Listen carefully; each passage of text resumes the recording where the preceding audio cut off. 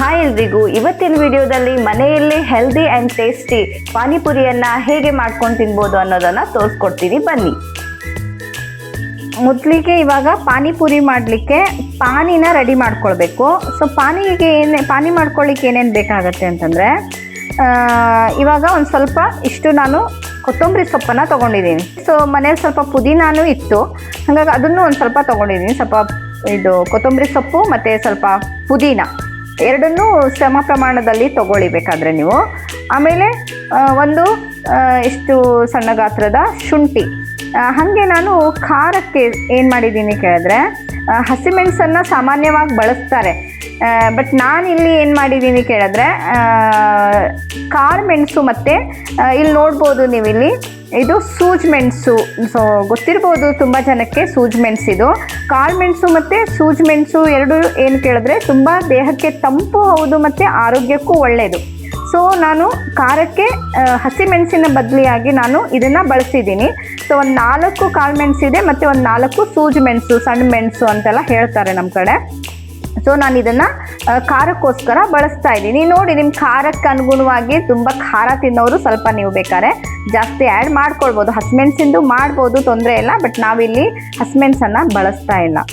So ಇವಾಗ ಏನು ಮಾಡಬೇಕು ಕೇಳಿದ್ರೆ, ಈಗ ಶುಂಠಿ ಮತ್ತು ಈ ಮೆಣಸು ಮತ್ತು ಪುದೀನ ಮತ್ತು ಕೊತ್ತಂಬರಿ ಸೊಪ್ಪು ಇಷ್ಟನ್ನು ಫಸ್ಟು ಮಿಕ್ಸಿ ಮಾಡ್ಕೊಂಡು ಬಿಡಬೇಕು. ಸೊ ಇದಿಷ್ಟು ನಾನು ಮಿಕ್ಸಿಗೆ ಹಾಕಿದ್ದೀನಿ. ಸ್ವಲ್ಪ ನೀರನ್ನು ಆ್ಯಡ್ ಮಾಡ್ಕೊಳ್ಳಿ. ನೀರನ್ನು ಆ್ಯಡ್ ಮಾಡಿಕೊಂಡು ಇದನ್ನು ಮಿಕ್ಸಿ ಮಾಡಿಬಿಡೋಣ. ಇದನ್ನು ರುಬ್ಕೊಂಡಿದ್ದೀನಿ. ಸೊ ಪೇಸ್ಟ್ ಇದು ರೆಡಿ ಆಗಿದೆ. ಸೊ ಇದನ್ನು ಒಂದು ಪಾತ್ರೆಗೆ ಟ್ರಾನ್ಸ್ಫರ್ ಮಾಡ್ತಾಯಿದ್ದೀನಿ. ಸೊ ನೋಡಿದ್ರಲ್ವಾ, ಸೊ ಇಷ್ಟು ನಾನು ಇವಾಗ ಪಾನಿಗೆ ಇದನ್ನು ರೆಡಿ ಮಾಡ್ಕೊಂಡಿದ್ದೀನಿ. ಈ ಪಾನಿಗೆ ನೀವು ಎಷ್ಟು ನೀರು ಬೇಕಲ್ವಾ ಅಷ್ಟನ್ನು ಇವಾಗ ಸೇರಿಸ್ಕೊಳ್ಳಿ.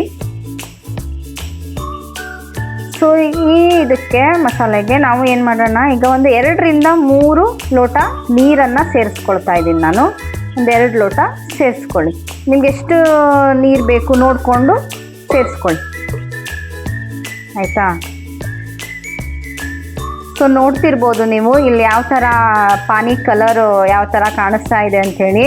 ಸೊ ನ್ಯಾಚುರಲ್ ಆಗಿ ನಾವು ಈ ಥರ ಮನೇಲಿ ಮಾಡಿಕೊಂಡ್ರೆ ಹೆಲ್ತಿಗೂ ತುಂಬ ಒಳ್ಳೆಯದು. ಸೊ ಈಗೇನು ನೀರು ರೆಡಿ ಆಗಿದೆಯಲ್ಲ ಪಾನಿ, ಇದಕ್ಕೆ ನಾನು ಈಗ ಹುಳಿ ಮತ್ತು ಸಿಹಿ ಇದು 2 ಆ್ಯಡ್ ಆಗಬೇಕು. ಸೊ ಹುಳಿಗೆ ನಾನು ಮೊದಲೇ ಹುಣಸೆ ಹಣ್ಣನ್ನು ನೆನೆಸಿಟ್ಕೊಂಡಿದ್ದೆ. ಸೊ ಇದರ ರಸವನ್ನು ಇದಕ್ಕೆ ನಾನೀಗ ಸೇರಿಸ್ಕೊಳ್ತಾ ಇದ್ದೀನಿ. ಸೊ ನೋಡಿ, ಹುಣಸೆ ರಸವನ್ನು ನಾನಿಲ್ಲಿ ಆ್ಯಡ್ ಮಾಡ್ತಾ ಇದ್ದೇನೆ.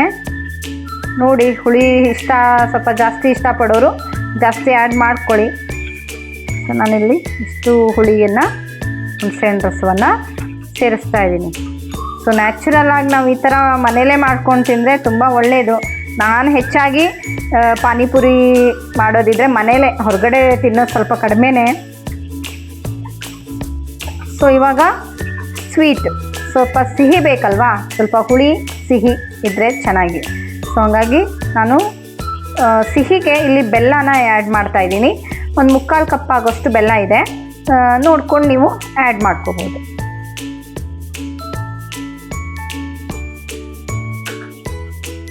ಸೊ ಇದಿಷ್ಟು ಬೆಲ್ಲ ಕರಗಬೇಕು, ಮಿಕ್ಸ್ ಆಗಲಿ. ನೆಕ್ಸ್ಟು ರುಚಿಗೆ ತಕ್ಕಷ್ಟು ಉಪ್ಪನ್ನು ಆ್ಯಡ್ ಮಾಡ್ಕೊಳ್ಳಿ. ನಾನಿಲ್ಲಿ ಒಂದು 1.5 ಟೇಬಲ್ ಸ್ಪೂನಷ್ಟು ಉಪ್ಪನ್ನು ಆ್ಯಡ್ ಮಾಡ್ಕೊಳ್ತಾ ಇದ್ದೀನಿ. ಸ್ವಲ್ಪ ಮಿಕ್ಸ್ ಮಾಡ್ಕೊಳ್ಳೋಣ. ಸೊ ಬೆಲ್ಲ ಕರಗಲಿ. ಇವಾಗ ಪೂರ್ತಿ ಬೆಲ್ಲ ನೀಟಾಗಿ ಮಿಕ್ಸ್ ಆಗಬೇಕಲ್ವಾ, ಸೊ ಸ್ವಲ್ಪ ಹೊತ್ತು ಟೈಮ್ ಹಿಡಿಯುತ್ತೆ. ಈ ಥರ ನೀವು ನಮಗಂತೂ ನೋಡಿ, ಹೆಣ್ಮಕ್ಳಿಗಂತೂ ಸ್ಪೆಷಲಿ ಹೆಣ್ಮಕ್ಳಿಗೆ ಪಾನಿಪುರಿ ಅಂತಂದರೆ ಮೋಸ್ಟ್ ಫೇವ್ರೆಟ್. ಸೊ ನಾವು ಎಲ್ಲೇ ಹೋದ್ರೂ ಫಸ್ಟು ಆಸೆ ಪಡೋದೆ ಪಾನಿಪುರಿ ಅಂತಂದರೆ ಎಲ್ಲರಿಗೂ ಬಾಯಲ್ಲಿ ನೀರು ಬಂದುಬಿಡುತ್ತೆ. ಸೊ ಹಂಗಾಗಿ ನಾವು ಈ ಥರ ಮನೇಲೇ ನಾವು ಹಿಂಗೆ ಮಾಡ್ಕೊಂಡು ತಿಂದರೆ ಹೆಲ್ತಿಗಂತೂ ತುಂಬ ಒಳ್ಳೆಯದು. ಯಾಕಂದರೆ ನಾನಿಲ್ಲಿ ಕಾಳು ಮೆಣಸು, ಸೂಜಿ ಮೆಣಸು, ಶುಂಠಿ, ಕೊತ್ತಂಬರಿ ಸೊಪ್ಪು ಇದನ್ನೆಲ್ಲ ಹಾಕಿರೋದ್ರಿಂದ ತುಂಬ ಜೀರ್ಣಕ್ರಿಯೆಗೂ ತುಂಬ ಇದು ಅನುಕೂಲ ಆಗುತ್ತೆ. ಸೊ ಹಂಗಾಗಿ ನಾವು ಮನೇಲಿ ಈ ಥರ ಮಾಡ್ಕೊಂಡು ತಿಂದರೆ ತುಂಬ ಒಳ್ಳೆಯದು. ನೆಕ್ಸ್ಟು ಪಾನಿಪುರಿ ಫ್ಲೇವರ್ ಇನ್ನೂ ಹೆಚ್ಚಾಗಬೇಕು ಅಂತಂದರೆ, ಸೊ ನಾವು ಇದಕ್ಕೇನು ಮಾಡಬೇಕು, 1 ಟೇಬಲ್ ಸ್ಪೂನಷ್ಟು ಜೀರಿಗೆ ಪುಡಿನ ಸೇರಿಸ್ಬೇಕು. ತುಂಬ ಫ್ಲೇವರು ತುಂಬ ಚೆನ್ನಾಗಿರುತ್ತೆ. ಜೀರಿಗೆ ಅಂತೂ ತುಂಬ ಒಳ್ಳೆಯದು ಹೆಲ್ತಿಗೆ. ಸೊ 1 ಟೇಬಲ್ ಸ್ಪೂನಷ್ಟು ನಾನಿಲ್ಲಿ ಜೀರಿಗೆ ಪುಡಿನ ಸೇರಿಸಿದ್ದೀನಿ. ಸೊ ಇನ್ನು ಲಾಸ್ಟಲ್ಲಿ ಕೊನೆಯದಾಗಿ ನಾನಿಲ್ಲಿ ಚಾಟ್ ಮಸಾಲಾನ ಆ್ಯಡ್ ಮಾಡ್ತಾ ಇದ್ದೀನಿ. ನಾನಿಲ್ಲಿ ಎವರೆಸ್ಟ್ ಅವರ ಚಾಟ್ ಮಸಾಲ ಪೌಡ್ರನ್ನು ತಗೊಳ್ತಾ ಇದ್ದೀನಿ. ಸೊ 1 ಟೇಬಲ್ ಸ್ಪೂನಷ್ಟು ಚಾಟ್ ಮಸಾಲಾನ ಹಾಕ್ತಾ ಇದ್ದೀನಿ. ಓಕೆ, ಸೊ ಇದನ್ನಿಷ್ಟು ನೀಟಾಗಿ ಮಿಕ್ಸ್ ಮಾಡ್ಕೊಳ್ಳಿ. ನಿಜವಾಗ್ಲೂ ಹೊರಗಡೆ ನಾವು ಏನು ಪಾನಿಪುರಿ ತಿಂತೀವಲ್ಲ, ಅದಕ್ಕಿಂತನೂ ತುಂಬ ಚೆನ್ನಾಗಿರುತ್ತೆ. ನೀವು ಮನೇಲಿ ಒಂದ್ಸರಿ ಟ್ರೈ ಮಾಡಿ, ಮತ್ತು ಟೇಸ್ಟ್ ಹೆಂಗೆ ಬಂತು ಅನ್ನೋದನ್ನು ನನಗೆ ಕಮೆಂಟ್ ಸೆಕ್ಷನಲ್ಲಿ ಹೇಳಿ. ಮತ್ತು ನಮ್ಮ ಚಾನಲನ್ನು ಇನ್ನೂ ಯಾರು ಸಬ್ಸ್ಕ್ರೈಬ್ ಮಾಡ್ಕೊಂಡಿಲ್ವೋ ಪ್ಲೀಸ್ ಸಬ್ಸ್ಕ್ರೈಬ್ ಮಾಡ್ಕೊಳ್ಳಿ. ಮತ್ತು ನಮ್ಮ ಚಾನಲಿಗೆ ಸಪೋರ್ಟ್ ಮಾಡಿ, ಮತ್ತು ಲೈಕ್ ಮಾಡಿ, ಶೇರ್ ಮಾಡಿ, ಕಮೆಂಟ್ ಮಾಡಿ. ಸೊ ನಿಮ್ಮ ಸಪೋರ್ಟ್ ಇದ್ದರೆ ಖಂಡಿತ ನಾವು ಇನ್ನೂ ಹೆಚ್ಚು ವಿಡಿಯೋಸ್ಗಳನ್ನು ಚಾನಲಲ್ಲಿ ಅಪ್ಲೋಡ್ ಮಾಡ್ತಾ ಇರ್ತೀವಿ. ಸೊ ಪಾನಿ ಅಂತೂ ನಮ್ದು ರೆಡಿ ಆಯಿತು. ಈಗ ನೆಕ್ಸ್ಟು ಸ್ಟಫಿಂಗಿಗೆ ಏನಪ್ಪ ಅಂತಂದರೆ, ನಾನು ಒಂದು 5 ಆಲೂಗಡ್ಡೆನ ತೊಗೊಂಡಿದ್ದೀನಿ, ಬೇಯಿಸ್ಕೊಂಡಿದ್ದೀನಿ. ಸೊ ಇದನ್ನು ಸ್ಮ್ಯಾಶ್ ಮಾಡ್ಕೊಂಡ್ಬಿಡೋಣ. ಸೊ ನೋಡಿ, ಈ ಥರ ಸ್ಮ್ಯಾಶ್ ಮಾಡಿ ಇಟ್ಕೊಂಡಿದ್ದೀನಿ ಆಲೂಗಡ್ಡೆನ. ಈಗ ಇದಕ್ಕೆ ಒಂದು ಅರ್ಧ ಟೇಬಲ್ ಸ್ಪೂನಷ್ಟು ಅಚ್ಚ ಖಾರದ ಪುಡಿ ಸೇರಿಸ್ಕೊಳ್ಳಿ, ಮತ್ತು ಒಂದು 1/4 ಟೇಬಲ್ ಸ್ಪೂನಷ್ಟು ಅರಿಶಿನ, ಒಂಚೂರು ಸಾಕು. ಇಷ್ಟು ಹಾಕ್ಕೊಂಡು ಇವಾಗ ನೀಟಾಗಿ ಮಿಕ್ಸ್ ಮಾಡ್ಕೊಳ್ಳಿ. ಕೆಲವೊಬ್ಬರು ಏನು ಮಾಡ್ತಾರೆ ಕೇಳಿದ್ರೆ ಆಲೂಗಡ್ಡೆ ಮತ್ತು ಬಟಾಣಿಯನ್ನು ಬೇಯಿಸ್ಕೊಂಡು ಹಾಕ್ಕೊಳ್ತಾರೆ. ನಾನಿಲ್ಲಿ ಜಸ್ಟ್ ಆಲೂಗಡ್ಡೆ ಮಾತ್ರ ಈ ಥರ ಸ್ಮ್ಯಾಶ್ ಮಾಡ್ಕೊಂಡು ಯೂಸ್ ಮಾಡಿದ್ದೀನಿ. ಸೊ ನೋಡ್ಬೋದು ನೀವು, ಸ್ಟಫಿಂಗ್ ರೆಡಿ ಆಗಿದೆ, ನಮ್ಮ ಆಲೂ ಸ್ಟಫಿಂಗ್ ಇವಾಗ. ಸೊ ನಮಗೆ ಈ ಥರ ಪಾನಿಪುರಿ ಮಾರ್ಕೆಟಲ್ಲಿ ನಮ್ಗೆ ಅವೈಲೇಬಲ್ ಇದೆ, ಎಲ್ಲ ಶಾಪ್ಗಳಲ್ಲೂ ಸಿಗುತ್ತೆ ನಮಗೆ. ಸೊ ನಾನಿಲ್ಲಿ ಅದೇ ರೆಡಿಮೇಡ್ ಪುರಿನೇ ಯೂಸ್ ಮಾಡ್ತಾ ಇದ್ದೀನಿ. ಸೊ ಪುರಿ ರೆಡಿ ಆಯಿತು, ಪಾನಿ ರೆಡಿ ಇದೆ, ಸ್ಟಫಿಂಗ್ ರೆಡಿ ಇದೆ. ನೆಕ್ಸ್ಟು ಸ್ವಲ್ಪ ಶೇವ್ ತೊಗೊಂಡಿದ್ದೀನಿ, ಆ್ಯಂಡ್ ನೆಕ್ಸ್ಟು ಈರುಳ್ಳಿನ ಈ ಥರ ಚಿಕ್ಕದಾಗಿ ಕಟ್ ಮಾಡಿ ಇಟ್ಕೊಂಡಿದ್ದೀನಿ. ಮನೇಲೇ ಪಾನಿಪುರಿ ಹೇಗೆ ಮಾಡೋದಂತ ನೋಡಿದ್ರಿ ನೀವು. ನನ್ನ ಹೆಂಡತಿ ಇವಾಗ ಪಾನಿಪುರಿ ಮಾಡಿಕೊಟ್ಟಿದ್ದಾರೆ. ಟೇಸ್ಟ್ ಹೇಗಿದೆ ಅಂತ ನಿಮಗೆ ನೋಡಿ ಹೇಳ್ತೀನಿ.